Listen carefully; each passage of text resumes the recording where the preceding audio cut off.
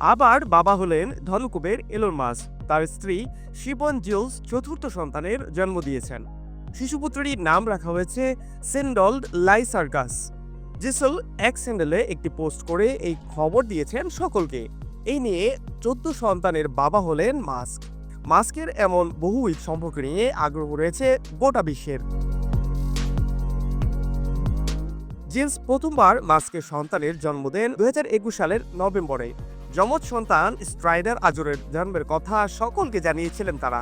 2024 সালের 28 ফেব্রুয়ারি তাদের তৃতীয় সন্তান আর্কাড্রিয়ার জন্ম হয়। এবার জন্ম নিল জিলস মাস্ক যুগলের চতুর্থ সন্তান। মাত্র 15 দিন আগেই মাস্কের 13তম সন্তানের জন্ম দেন মার্কিন ইনফ্লুয়েন্সার অ্যাশলে সেন্ট ক্লেয়ার। 13 বছর বয়সী লেখিকা ও ইনফ্লুয়েন্সার ক্লেয়ার এক্স হ্যান্ডেলে পোস্ট করে মাস্কের সন্তান জন্মের বিষয়টি দাবি করে জানান 5 মাস আগে তিনি এক সন্তানের জন্ম দিয়েছেন, যার বাবা নাকি এক্স কর্তা এলন মাস্ক। এই পোস্ট ঘিরে সামাজিক যোগাযোগ মাধ্যমে শোরগোল পড়ে যায়। এরপরই এসে জানান সন্তানের সুরক্ষার কথা ভেবেই নাকি গোটা বিষয়টা গোপন করেছিলেন তিনি।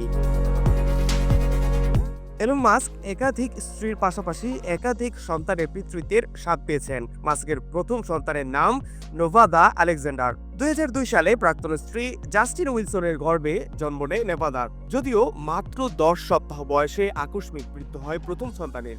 এরপর প্রথম স্ত্রী 5 সন্তান উপহার দেন মাস্ককে। বিখ্যাত গায়িকা মাস্কের 3 সন্তানকে গর্ভে ধারণ করেছেন।